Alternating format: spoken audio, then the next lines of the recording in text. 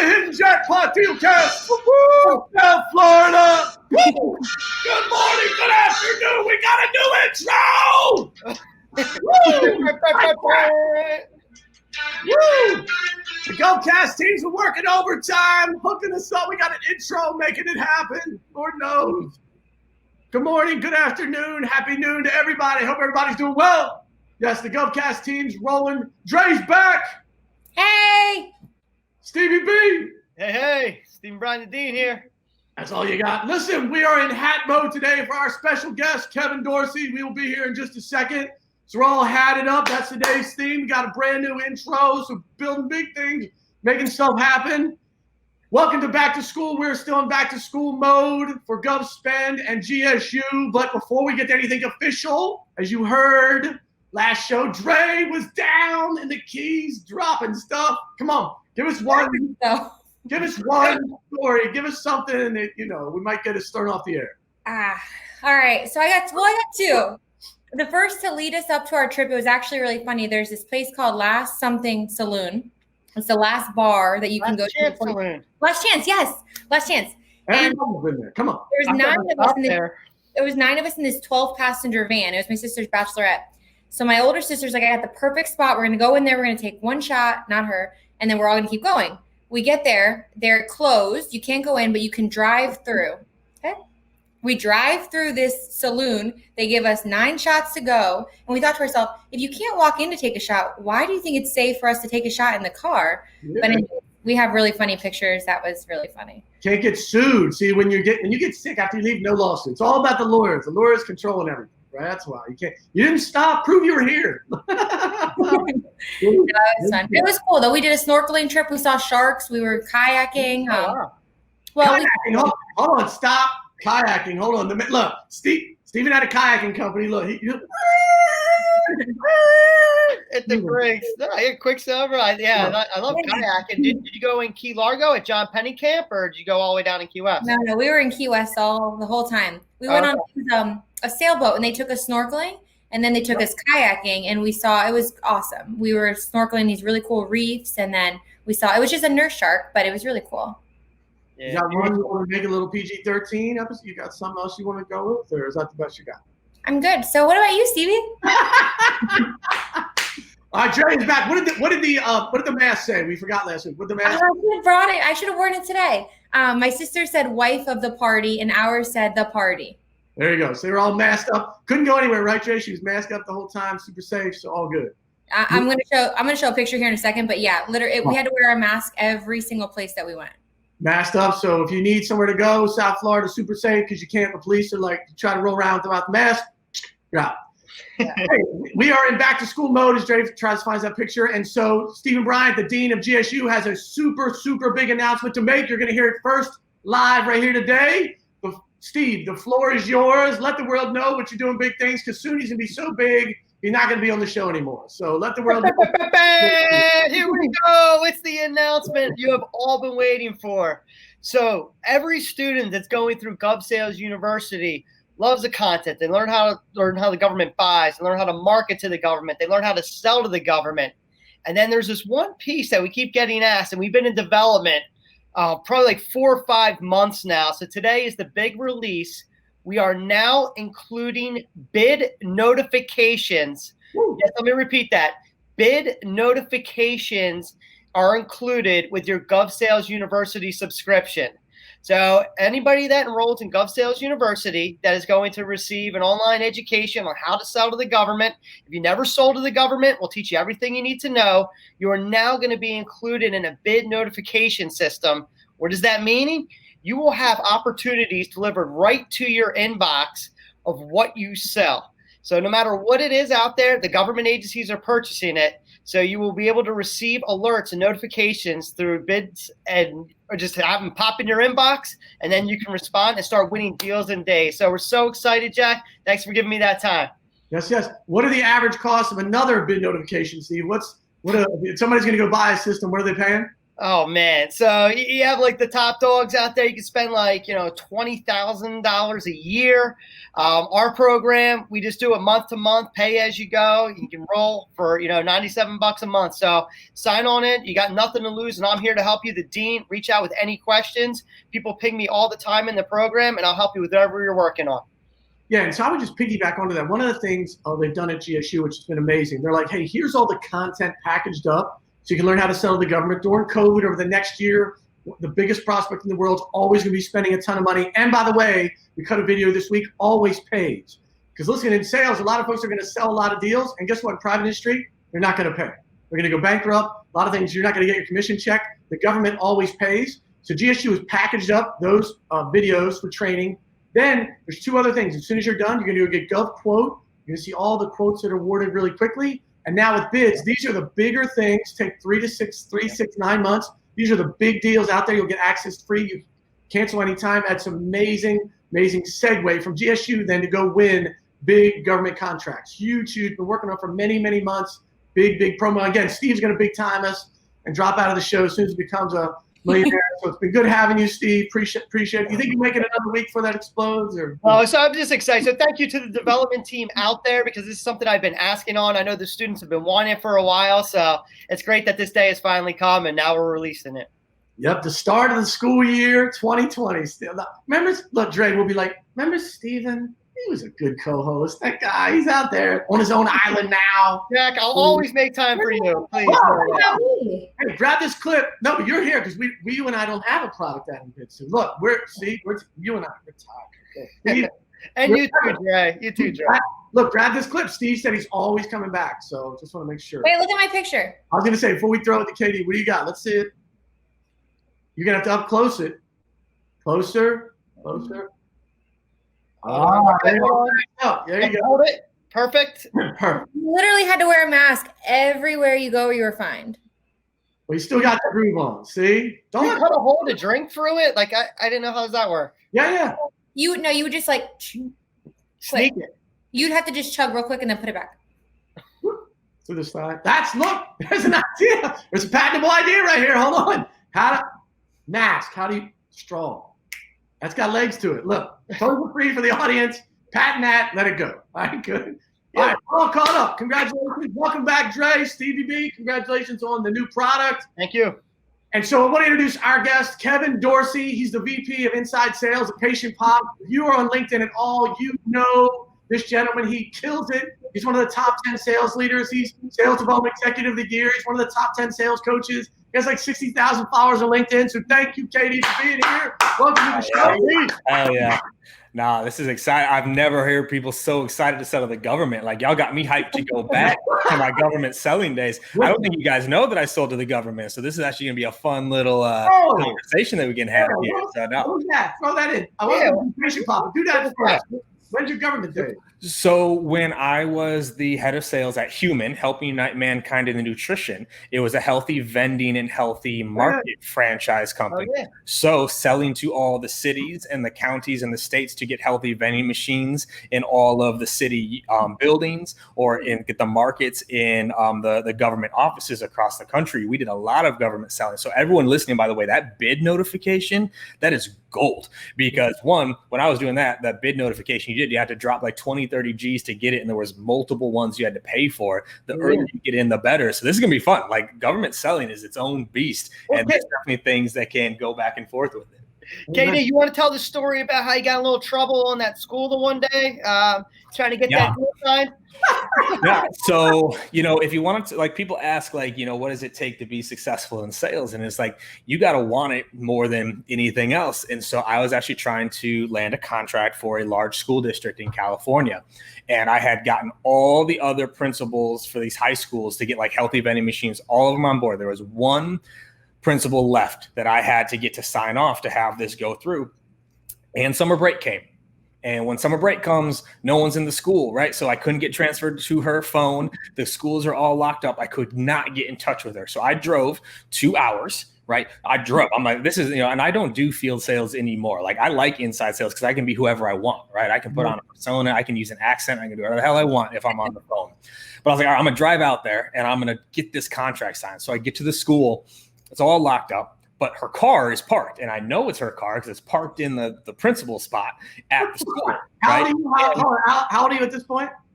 I'm 20. What was I? 24. Right. 24 at this point, right? So I'm still that young whippersnapper. Like, screw this. I'm gonna go get this, or I'm gonna go get this deal. And so, like, now looking back, I'm actually shocked I didn't get shot, to be completely honest, because here I am in a pretty ritzy neighborhood as a young black male walking around the school, basically trying to break in. Like, in all reality, I was trying to break into this school. Why? Because I wanted to talk to the principal. That alone is a scary enough sentence shock that I didn't get got. So in today's world, yeah, we'd be telling a different story. Be like, remember Kenny? He was a good guy. He was a good guy, just trying to get healthy vending machines in there for the kids. So either way, I can't get in. So I'm sitting in the parking lot. I'm in my car. Like, what am I going to do? And all of a sudden I get that rat-tat-tat on the window, and I look over, and sure enough, there's a cop at my window going like, hey, we got, weird reports of someone trying to break into the school. I'm like, God, that's scary. Who's trying to break into the school? Like, should I leave? That is scary. They're like, you're trying to break into the school. You can't break into the school, right? So we're gonna have to ask you to leave the premises. And I was like, oh, okay, yeah, that probably makes sense. So then, but I had 2 bags of healthy snacks, so I gave them to the cops, and then that was it. So never got her. You never got the lady. Oh no, I got her. I hung out. So I to finish the story. I asked the police. I was like, okay, I'll leave the premises, but can I wait across the street? Like, and looking back, I'm like, how creepy did that sound? Like, I'm gonna wait across the street for this principal to come out. But no, she came out later that afternoon. I got the contract signed. Boom, done.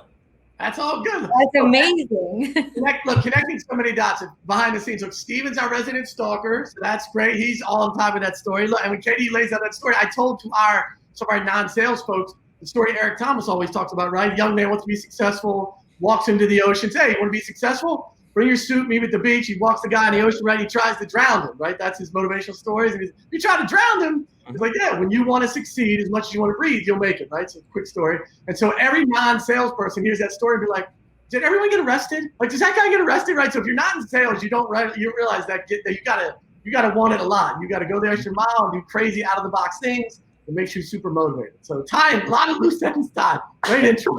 Yeah. And so, well, actually, speaking of wild and crazy, though, like, Bet will do a government story here real quick. So there's a director of procurement in Jacksonville, Florida. Oh, right. Yeah. So you're in Florida. Director of procurement, I was trying to get in touch with to get a RFP submitted, right, to like help us draft the RFP for the bid for the city. Could not get in touch with this dude. Is this still for the food thing?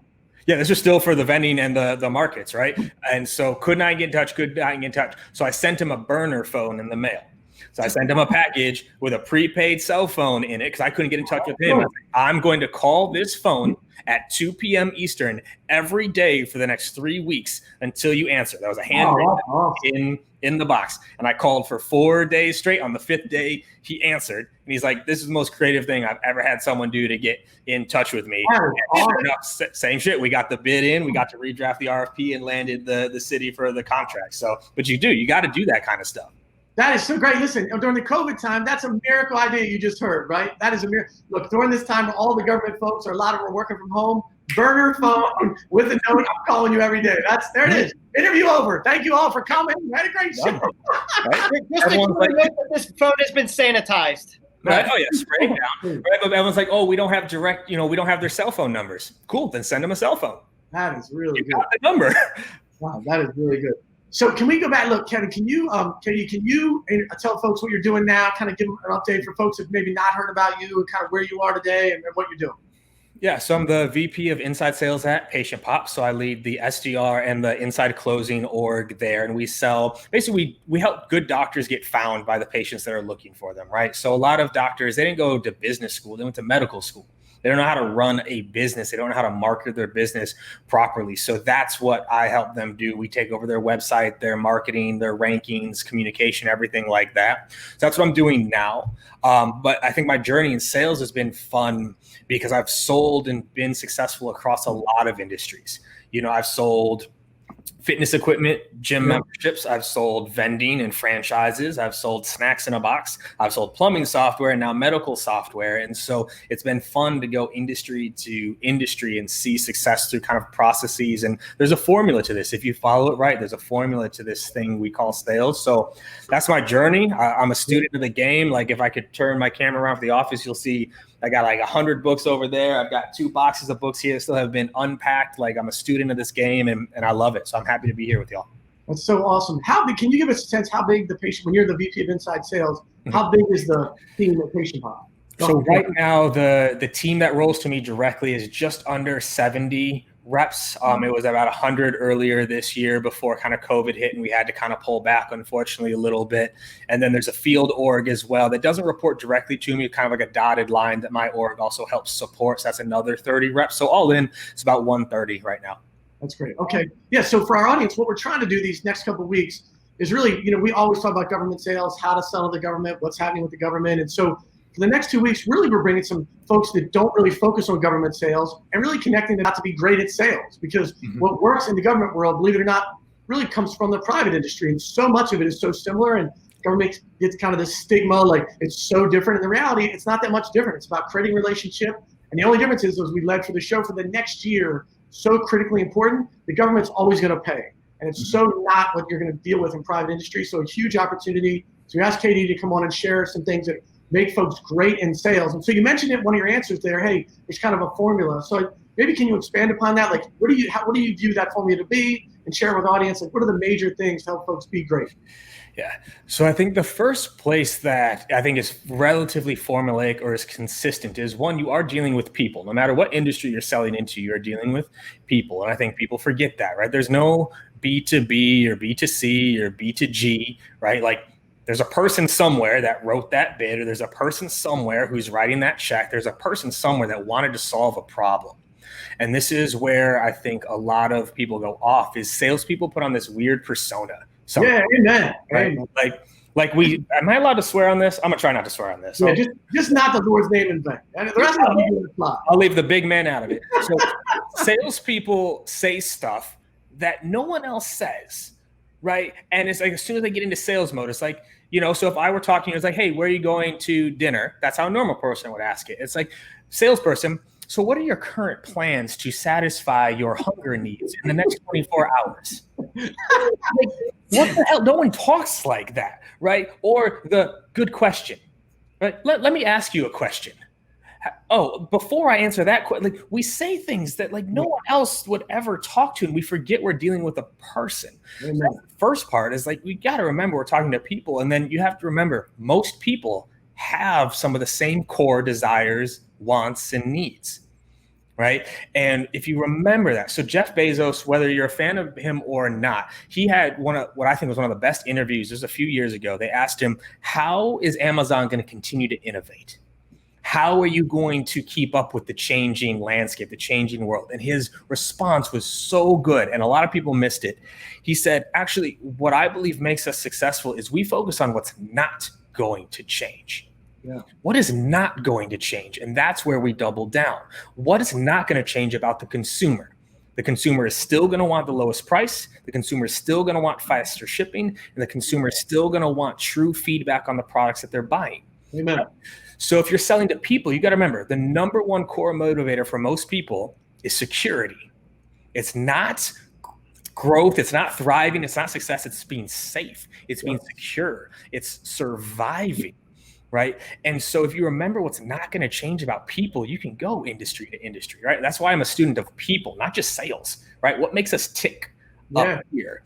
And so I think that's the first place I try to encourage people is remember you're selling to people. And if you can figure out what people want, whether that's growth or success or security, and you sell to that, not the product is what it is. That is amazing. Listen, I think so many folks study, they get into sales and they study all these names you've all heard of, from whoever, Grant Cardone to Jeffrey Gittler, you name it. They study all these people, but they don't study people. And we have a new class starting this week and last week. And one of the things I said to them, I was like, listen, at the end of training, I'll normally come in, I was like, listen, just be yourself. Like, take all that, just be, people love, they want to know who you are. And like you said, get rid of all the feel found, just be you. that will create the connection. It'll carry you through any BS, right? Just be yourself. Don't worry. You don't have to be the best. Like you said, don't do all the stupid things you hear in training. Just be yourself. So important. Yeah, and it's a blend, right? There's being yourself, but there's also the skill of selling. There's a skill to influence, right? Yep. Priming words, pattern recognition, mirroring, tonal congruence. Like there are skills that you can develop that just being yourself combined with skill is what allows you to succeed in selling, right? And that's where people get off is they study the product. They don't study the prospect. Yeah. You study the prospect. The product's the easiest thing to learn. The prospect is the tricky part, and that's where you need to focus. I know. So you mentioned having several folks reporting to you, right? You said you had like 70 SDRs. Hey, yeah. So I have both. I have SDRs and AEs. I have about 35 SDRs, 35 closers, the managers, directors, and then also the enablement team rolls to me. All right, cool. So how do you train and develop them? I'm sure things have changed with COVID, but maybe just overall how it works. Years, yeah, we have that challenge all the time. Yeah.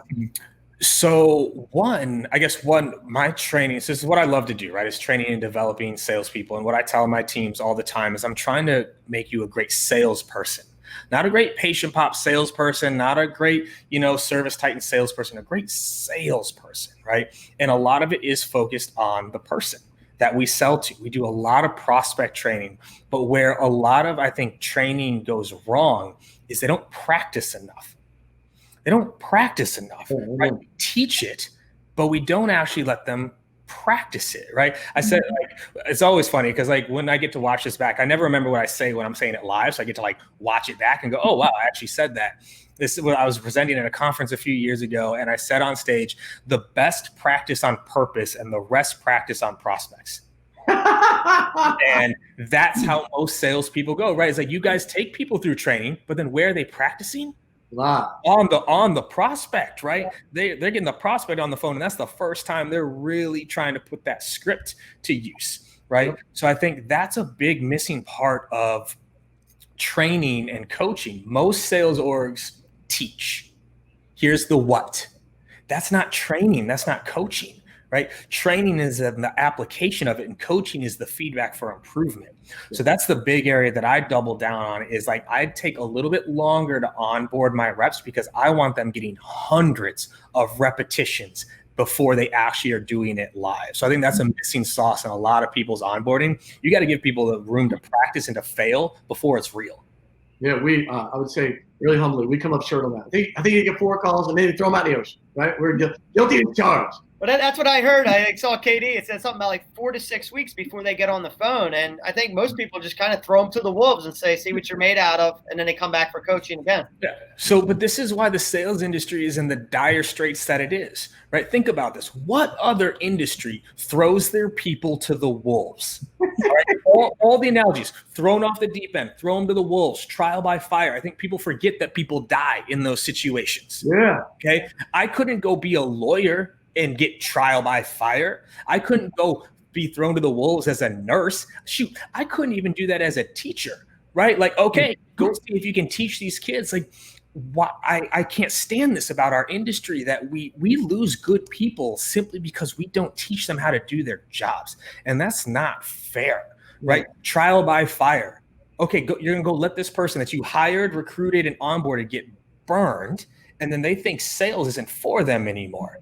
Simply because they were never taught how to do it, right? Yeah. So the analogy I give, so my father's from the country in Oklahoma. We used to go rabbit hunting growing up. We had a bunch of dogs, right? A bunch of Rottweilers. You get them out there and, you keep them on the leash. You let them start to run and you pull them back, right? You let them start to run, you pull them back. And what you're doing is you're getting them amped up so that when you let them off the leash, poof, right? Like they're going. That's how onboarding should be. You give them a little bit, you pull them back. They're like, no, KD, I'm ready to make this call. No, you're not. Pull you back. No, KD, come on, man. Let me go. Pull you back. So by the time they go, they're ready to make those calls, right? Yeah. I don't know if we have sports people on here. Did y'all play sports? Any of y'all play sports? Yeah. Jack, okay. So what was your sport, Steven? Wrestling was my main sport. I did that for 12 years. Okay, wrestling. Dre? I cheered and played soccer. Soccer and cheer. Jack? Football, baseball. Football, baseball. So here's the analogy I love to give. How long is a football game, Jack? 3 hours. 3 hours? Okay. Dre, how long is a cheer routine? Oh, it depends. Couple minutes. Couple minutes. And then Steve, how long is a wrestling match? 6 minutes. 6 minutes. Unless you pin them, it could be 5 seconds. Right. Now let's work backwards. Steve, how many hours per week did you practice for that 6-minute match? At least 2 hours every day, 10 hours a week. 10 hours a week minimum. Dre, how many hours did you practice per week for that 3-minute routine? At least like 10, 12. 10 to 12. Jack, for that 3-hour football game, which actually isn't 3 hours, that's how long it takes, but for playing, it's about 4 minutes. How many hours per week did you practice? Yeah, forget about it. Depends on how hard the coach was, but many, many, many hours. Okay. So this was for our high school sport. Yeah. To get that letter and medal on your chest, right? And now people get into sales where we can make multiple 6 figures and we don't practice the same way we practiced for our sport in high school. And then here's the kicker of that. Did any of you ever, I don't know, practice in the off season? Did any of you ever maybe practice for years? Right? It wasn't like you practiced one season, like, okay, like now I'm good. Right? You practice for years and people get into sales and they treat it like, oh, okay, like I'm a natural now. Yep. That term's the killer. I'm a natural born salesperson. You're like, ain't seen one born yet. Yeah. Unless you're Allen Iverson, then you don't need practice. You just show up.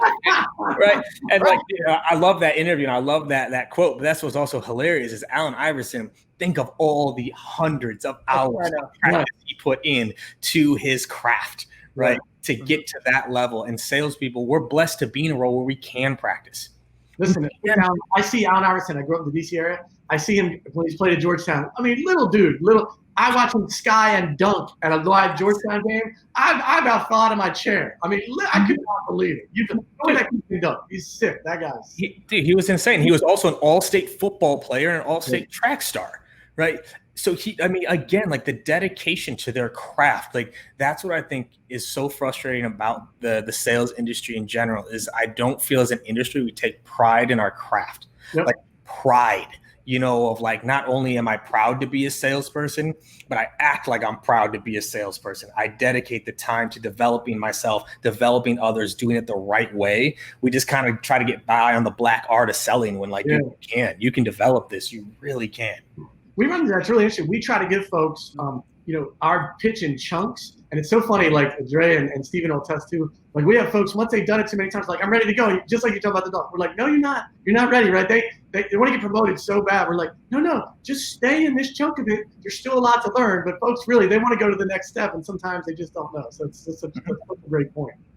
Hey, KD, I know you're an avid reader. You said you crushed it. The book Think and Grow Rich kind of changed your life, gave you like perspective of what you can accomplish. Mm-hmm. But I know you got a bunch you haven't even opened yet. But what are you currently reading? Because I know you're a big believer in like not the salesy approach, right? Like there's so many people that give sales bad rap. Like what are some good books that you have open on your desk right now? So actually on my desk, I keep it relatively clean, but actually hold up, I can turn this around real quick. So over here, I'm still unpacking right now, but I got all my books over, well, not even close to all my books. I got a ton of books over there. So I guess what I'm reading right now, Alchemy is a phenomenal book right now that talks about, again, consumer psychology. This is where salespeople, they don't study how people buy. Yeah. Right. And so Alchemy is a phenomenal book that I'm going through right now. So that one is one that I'm reading right now. Buddha and the Badass is another one that I'm reading by Vishen Lakhiani. He's the founder of Mind Valley, phenomenal company. Actually is founded in the U.S. They moved their headquarters to Malaysia. Some of the top companies to work for in like literally the world. And so like studying that in terms of like how to build out a culture the right way. So those are the two I'm going through right now. But like if people could understand how people buy, it changes. And this is, again, back to prospect knowledge. Most salespeople don't know what it's like to buy. Right. So like if you're selling to the government, how many salespeople selling to the government have ever been a government buyer? Right. So we got one finger going up. Okay. But it's funny you say that, KD. That's what I did. I toured around through this whole COVID and actually sat down with purchasing and procurement officials to learn, shadow. You put yourself in their shoes and see what they go through day in and day out. That's the best way to gain perspective. It's a game changer, right? And so that would be a tip I'll give anyone that's listening or watching right now is during this, go interview 50 of your personas or prospects and say, how do you buy? Why do you buy? Right? Or you can go to your current customers. This is one of my favorite, like this is what I do anytime I go to a new industry. I spend the first 2-3 weeks in customer success, right? Not in sales, in customer success. And I want to interview customers. Why did you buy? What problem were you hoping to solve? What does our product do for you? What were you afraid of before buying? How would you describe our product to somebody else? What's your favorite part about the product and what's changed the most since you've bought the product? Okay. If you go ask those questions to 50 customers, I promise you'll be a better salesperson. But most salespeople don't talk to customers. Who do we talk to? We talk to prospects. Yep. We don't talk to customers. Yep. You can learn. There's no money in them. Right. So that's what's hilarious, right? And back to the salesperson persona, we say words that our customers never say, ever. Yeah. Right? Like I like to call it the long day at work test. If you can't picture your prospect at the end of a long day, coming home, kicking their shoes off, pouring a glass of scotch, sitting down, taking a deep breath and going, God, I wish I had a. If what comes after, God, I wish I had a, if it isn't a groundbreaking, innovative, disruptive technology that is proven, that's not the way they talk. Yeah. Right. So like Patient Pop's a perfect example. When I came to Patient Pop, the way the sales team was describing the product was a all-inclusive practice growth platform. I want one of those. Okay. Can you picture a doctor getting done with a 14-hour stint during COVID, coming home, pouring a glass of scotch and going, God, I wish I had an all-in-one practice growth platform. No, but I want two of those. I want two. You need to say, how would they describe it? Or the opposite is, God, I'm so tired of dealing with blank. You have to learn how they talk so you can talk to them in that same language. That's what establishes you as an authority, as a peer, as an expert. That's what you need to be able to do. Amen. Katie, so I love that. And one of the things when I follow you on LinkedIn, I love some interviews. I hear you talk a lot about this thing. I think is so true. It's like good people, your best people, sometimes don't even know why they're good. And taking time as a leader, as a manager to like watch your folks and monitor your folks and then share that across your team. So can you share that with your audience?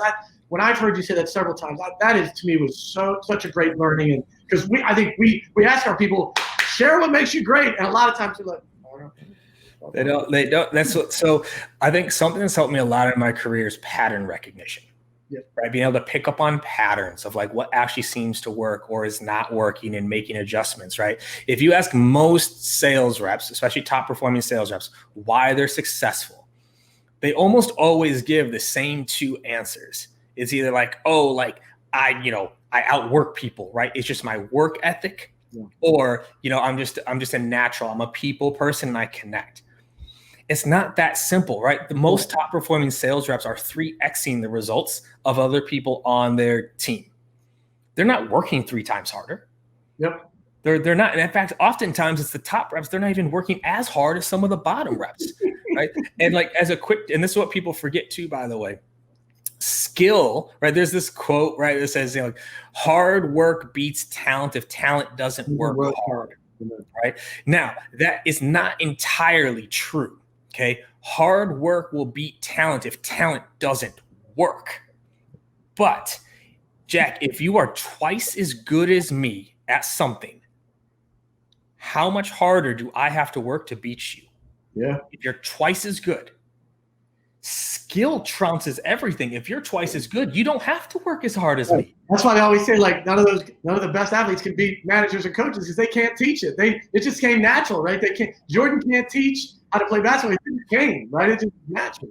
So it's paying attention to what actually makes people good and getting granular. How does my best salesperson open the call? How does my best salesperson ask for the sale? How does my best salesperson write an email? What's in their proposals, right? Like you observe the behaviors, not what the rep says they're doing. You actually observe the behaviors. I just took my whole management team through this through July. We called it scaling greatness. I was like, I'm tired of talking about the average. I want you to study the outliers. Amen. Right? There's a phenomenal book. It's called The Happiness Advantage by Sean Achor. It's a TED Talk as well. If you don't want to read the book, phenomenal book on just like culture, but also like how happiness can actually improve business results. And one of the things he talks about in there is the cult of the average and how it's destroying our teams, our economy, and our businesses. When we say this, when you say how fast can the average child learn? How fast can the average person run? What's the average close rate, the average sales cycle, the average deal size? And then we coach to the average. But there's almost always outliers that are way outside the norm. And what do most people do with the outliers? They throw them away because that's the outlier. I want to study the outlier. If someone has a 2 times higher close rate than everybody else, I want to study that, not throw it away. Yeah. Because if I can figure out what's making them more successful, I can bring the whole average up, right? And so that's why studying how people do what they do, the behaviors of it, and I have a checklist that I have my managers go through. We call it issue diagnosis or pattern recognition, right? So if I'm trying to figure out why someone maybe has a higher close rate, okay, so first I'm going to listen to their calls. How do they open? What is their tone? This is a good tip for anyone listening. What do they get the prospect to say? Not what does the rep say? What do they get the prospect to say? I can then figure out what questions to ask to get the prospects to say that. Say I can't find it in the pitch and the follow-up. Well, then I'm going to go to who they're targeting. What's the size of the companies they're targeting? What's the industry they're targeting? What's the persona they're going after, right? Is there a pattern there that's leading to the results? You go through this checklist about 30 things, you will find why that person is succeeding more than the other people around them. And then you can run that across the rest of your team to scale up the entire average. Don't coach the average. Find out what's outside the average and bring the whole average up. God, it's such a great point. When we talk about managing our team, we have a fairly big team. It's so funny. We talk about if you went on the internet, you'd hear feedback from folks that are not with us anymore. And they'll be like, why are they pushing us all the time? Why do they want us to be great? It's like, I totally believe that, right? When folks just settle to be in the bell curve, that's really a struggle. We try to stay in the tail of that high end of the bell curve and push everybody down that curve, right? Now, some folks who weren't meant to be there, they don't love that. They're like, can I just stay here in the bell curve? And so we get a lot of blowback. I love that. Just saying, hey, what are the best people doing? How do you be great in life? How do you be great in sales and make a difference forever in someone's life? Amen. Dre, you had some?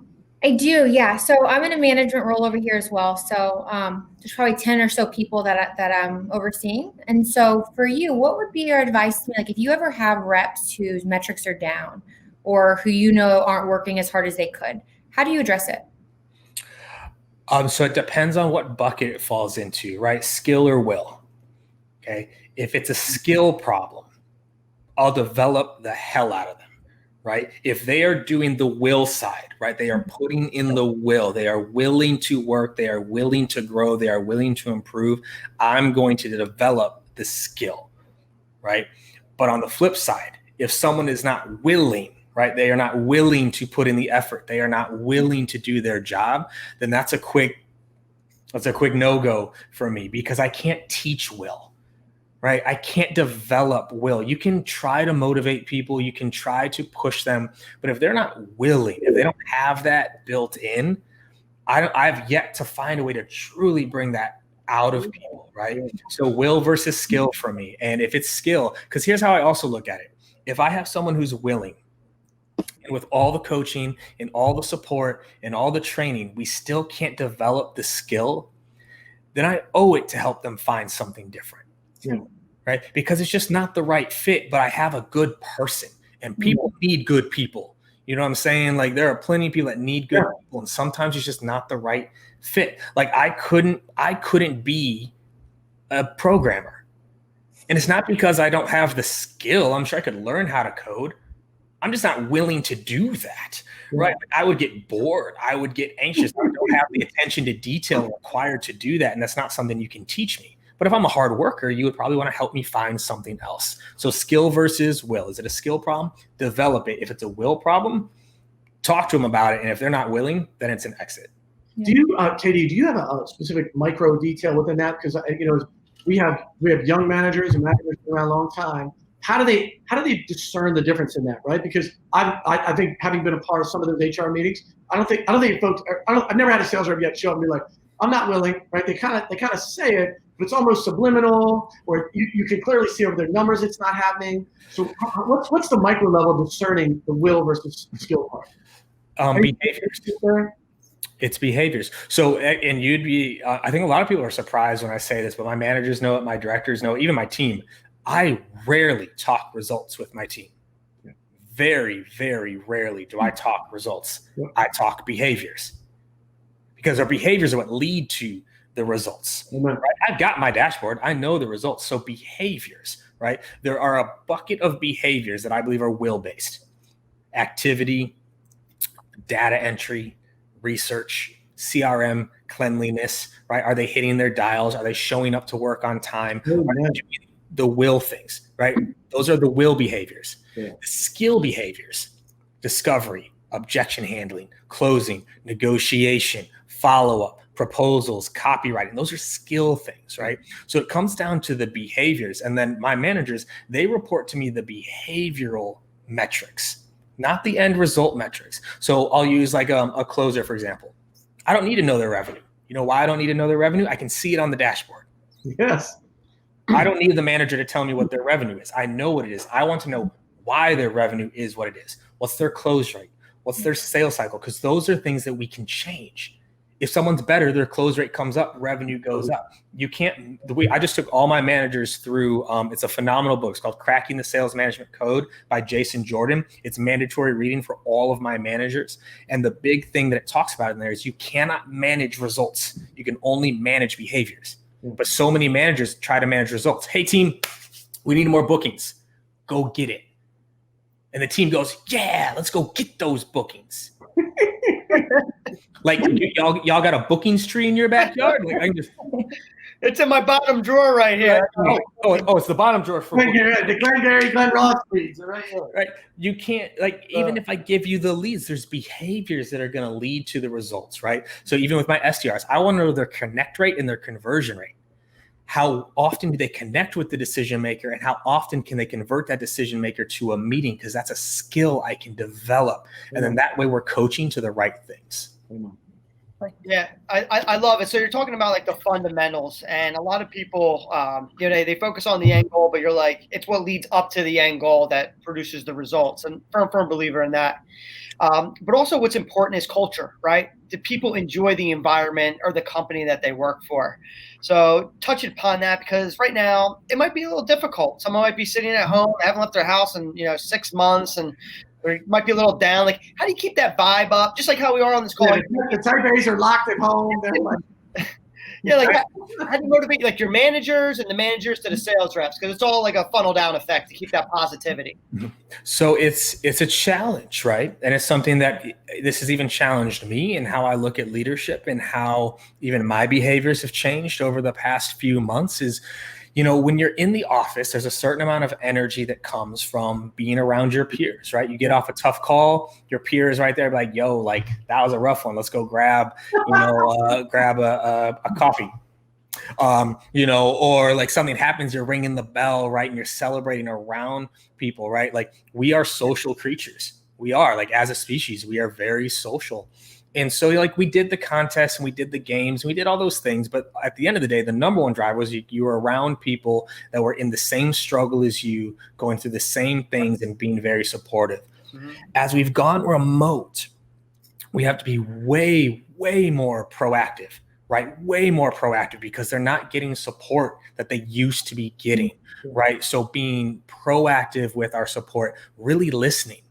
Right? Like, if I walk into the office, you can kind of tell if I'm on or off. Yes. Right. Oh, yeah. Giving off energy. Yeah. Right. Over Zoom, can't tell. I might even have my camera off. You don't even know how I'm doing. Right. So asking the right questions, but really listening. So something like I teach my managers is the double ask. Right. So I go, hey, Dre, how you doing today? How you doing today, Dre? I'm good. You good? You sure? I'm sure. Hold on. Okay. You can unravel something because everyone's got their reflex response. Yeah. I'm good. But you double ask. You're like, sure? Talk to me. you'd be shocked at how many people say, well, Yeah. and then it's okay. Now we're into a conversation, right? So it's listening. But then the third one that we're really working on is making sure that your leadership is not conditional. And this happens a lot in sales, right? Where if you hit this, you get this spiff. If you hit this, you get your name on the leaderboard. If you get this, you get the trophy, right? And it creates a conditional relationship, which actually breaks trust, right? If I have to do something to get your love, do we have a relationship? We don't. That's called a transaction. That's not a relationship. If I have to give first to get your love back, to get your care back. And over the past few months, I really felt it was becoming too conditional. We were running all these things where it's like, hey, do this, and then you can get this. Do this, and we'll give you this spiff. And if you really look at, again, human behavior and how we actually do things, which is most likely to drive the behavior that I'm looking for? Hey, Steve, if you hit your performs this week, I'll buy you lunch next week. Or, hey, Steve, I know you're going to be getting after it this week. I'm going to buy you lunch on Tuesday and Thursday to support you. Yeah. Which one is more likely to actually drive the behavior I'm looking for? But then secondarily, which one's actually going to build the relationship that I want? True, because I don't want to let you down, KD. Well, I love when we do that. When we do things internally, it's really interesting with our executive team, our board. It's really an interesting dynamic because I love that. There'll be times we're like, hey, we're going to do this. We're going to give away X. And they're like, well, what if we don't make the number? I'm like, yeah, we're still giving away X, right? And so it's really interesting. Outside of sales, it bothers people. But I totally get hey, listen, we're doing this. And we've been fortunate. A lot of times we get there, but when you still do it, even though you don't get there, it builds a lot of goodwill with folks. And I think there's a common place for both. Yeah. And that there's always this common fear where it's like, well, what if they don't do the thing that we're asking them to do? And it's like, did you think it was going to work the other way? Or like that was going to be the better way to do it? Because this is what people seem to forget. If you ask a lot of people if salespeople are coin operated, what will they say? Are salespeople coin operated? Yes. You're like, yeah, coin operated. So here's what's funny. Most people seem to forget how a coin operated machine works. Put the money in the purse. People seem to forget that if I want a gumball, I don't go turn the knob and then put the money in. You put the money in and then turn the knob. It's like people forgot what coin operated meant. Yeah. But here in the sales industry, what do? We withhold the coin until they've done what they're supposed to do. That's not coin operated. That's not how it works. So I'm encouraging my managers to give first, right? And if the behavior is there, great. If it's not there, it also means something bigger is going on. Because if you give first enough and the other person still isn't giving, now we're into that will bucket that I was talking about with Drew. Hey, so Katie, I wanted to piggyback off that. That's a great point. I know when I hear you speak, there's a huge difference. I've heard you talk about a goal and a motivator, and I know you touched on it a little earlier. And so I'd love. Can you expound upon that?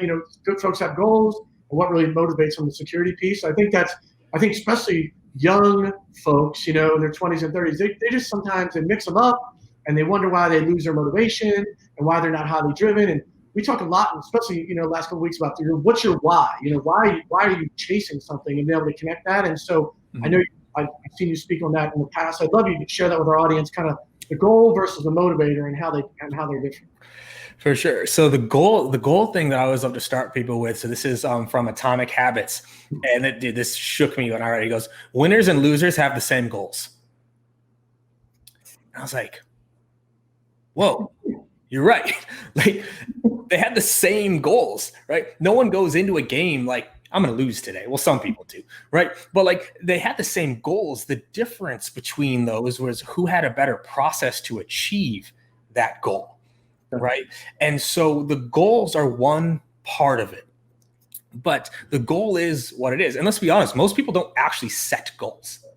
They don't actually set a goal. They don't actually sit down and go, this is what I'm trying to accomplish. They use more. They want to make more money. They want to close more deals. They want to have more friends. They want to have a better relationship. They want to lose more weight. It's not specific, right? It's just this ambiguous thing out here, right? So that's the first is you have to have a goal. It has to be specific. But then you got to get into why do you even want that goal? And this is, it's so funny.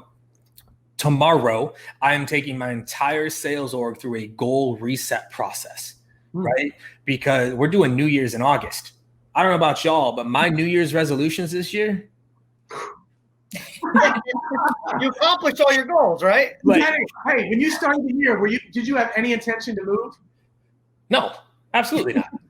Right. No intention there, but also too, like from income goals to life goals to relationship goals to work goals, all that just shattered over the last 6 months. So what do? Just give up on the year? So like we're going through a goal setting exercise of what is the goal, first of all. Second question, who do you need to be to accomplish that goal? Everyone seems to forget that part, right? Is who do I need to be to accomplish that goal? Third part, why do you need to be that person? Fourth part, what changes by accomplishing this goal? Because if nothing changes, you're not going to do anything to go get it. Fifth, what are the behaviors I'll need to do in order to achieve this goal? And I walk them through the 3x3s. What are the 3 things daily, weekly, and monthly that if you committed to would bring you closer to that goal? 3 things daily, weekly, and monthly. It's a 3x3, right?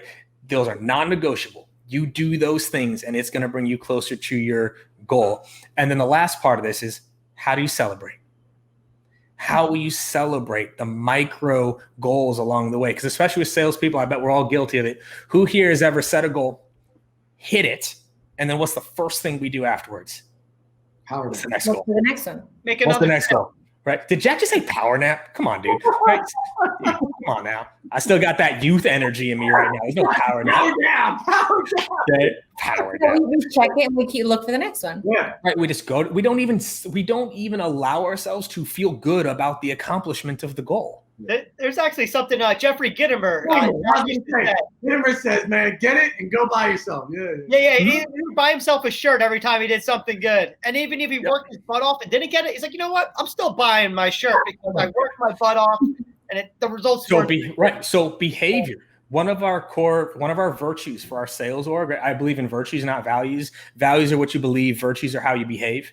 Right? Everyone's got the same values, integrity, customer first, blah, blah, blah. It's like, but how do you behave is different. One of our virtues is celebrate the process. Yeah. Celebrate the process. Enjoy the journey. Yes. Right. So not enjoy the journey, because this is where people get it twisted. Is cold calling enjoyable? Is cold calling enjoyable? People love that. They love it. People got real quiet. Crickets. Got real quiet there. Cold calling is not enjoyable, but this is especially, like, I'll call us out, the younger generation. We've been preached, enjoy the process. We've been taught, enjoy the journey. We've been taught fulfillment, right? Cold calling is not fulfilling. But people like, because I don't enjoy this part of my job, therefore the job is not for me. No, the job, there's going to be parts of any job that you don't enjoy, right? But it's where you're trying to go, and is it worth it? Right. And then celebrating those micro wins. It's not just the end that you celebrate. Mm-hmm. What are the little things? Hey, you followed your process this week.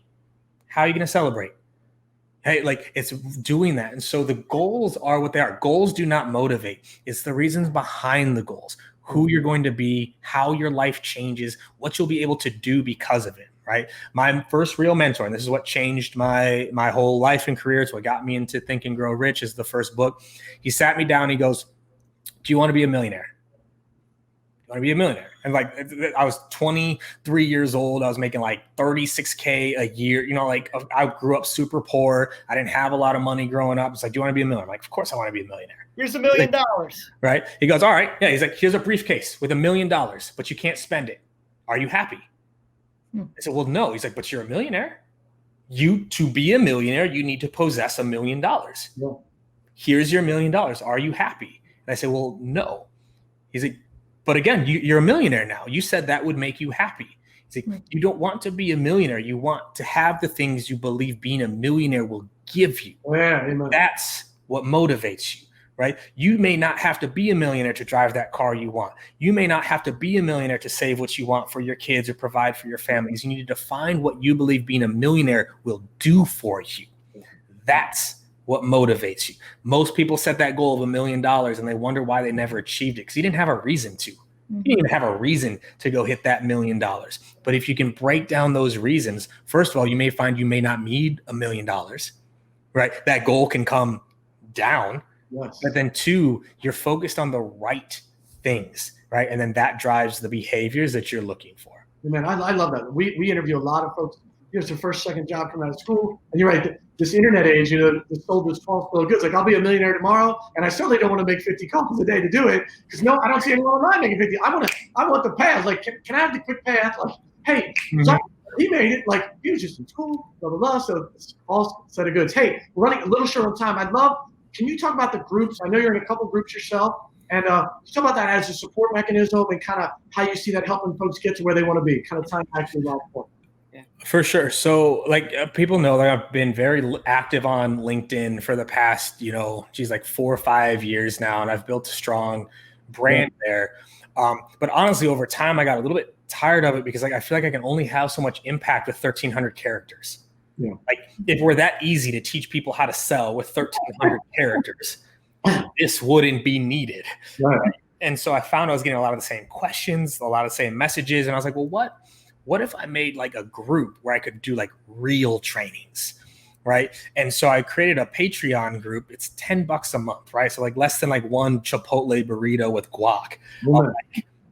And I do real trainings in there. So like live trainings on objections, cold calling, demos, leadership, how to run one-on-ones. And I do like hour and a half long trainings in there, more in-depth content. Right. Oh, yeah. There's a link. Awesome. Appreciate it, y'all. Like, it's just a place. And also too, the group drives the topics, right? So like, yo, Katie, like, we need training on how to build a sales playbook.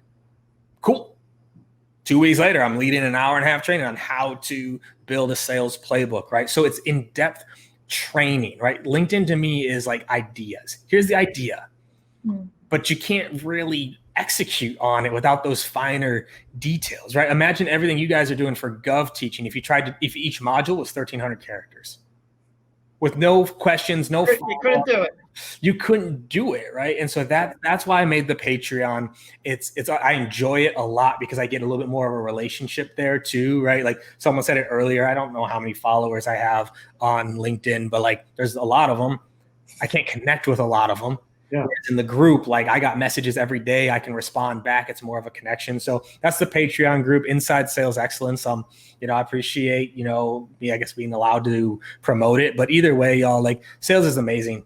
Take pride in your craft, right? Invest in yourself in some way. If it's not with me, invest with them. If it's not with them, go read the books. If it's not the books, go get a mentor. If it's not a mentor, go shadow the top rep at your company. Like, invest in yourself. It's the only way you're really going to make quantum leaps in your career. And I just wish more salespeople took that seriously. Hey, man.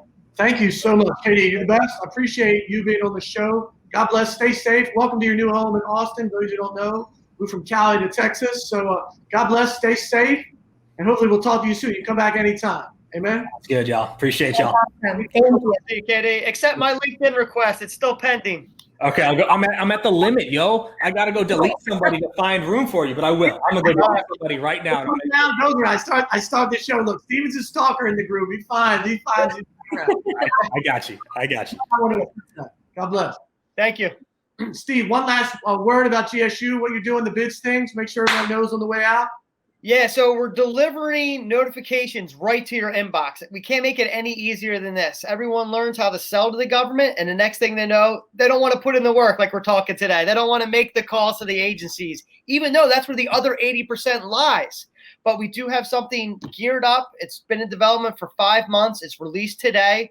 It's called GSU Bids, and we deliver notifications right to your inbox so you know in cities, counties, schools, federal agencies, when they're purchasing what you sell, and then you can respond to those opportunities accordingly. And if you need help responding to those, go back to your GSU courses and you'll figure out those little tips and tricks to increase your win ratio. So super stoked about that. And again, come to our website, govsalesuniversity.com. You can roll month to month, pay as you go.